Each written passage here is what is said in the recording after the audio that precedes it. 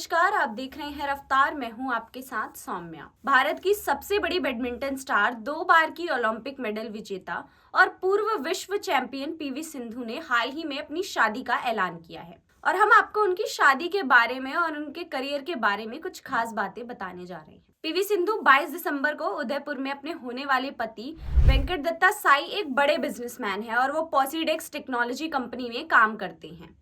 उनकी company banking, बीमा और डेटा मैनेजमेंट जैसे क्षेत्रों में काम करती है। सिंधु के पिता पीवी रमन्ना ने बताया कि दोनों परिवार एक दूसरे को पहले से ही जानते थे। इस शादी का फैसला 1 महीने पहले ही लिया गया था।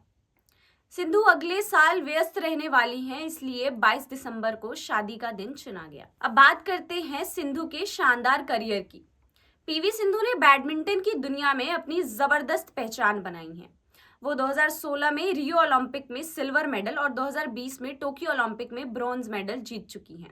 इसके अलावा सिंधु ने 2019 में विश्व चैंपियनशिप में गोल्ड मेडल भी जीता था। सिंधु ने हाल ही में लखनऊ में Syed Modi international badminton tournament में जीत हासिल की थी और इस जीत के साथ ही उन्होंने लंबे समय बाद किसी टूर्नामेंट में खिताब जीता। ये टूर्नामेंट BWF वर्ल्ड टूर का आखिरी इवेंट था। सिंधु ने इस जीत के बाद कहा था कि इससे उन्हें बहुत आत्मविश्वास मिला है।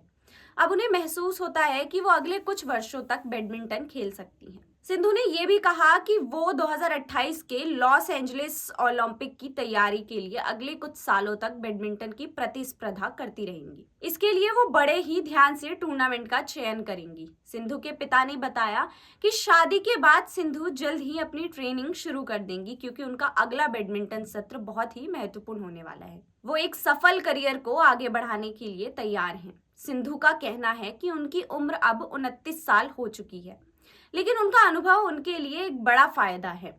वो खुद को होशियार और रणनीतिक खिलाड़ी मानती हैं और उनका मानना है कि अगले कुछ सालों तक वो बैडमिंटन में अपनी जगह मजबूत रखेंगी।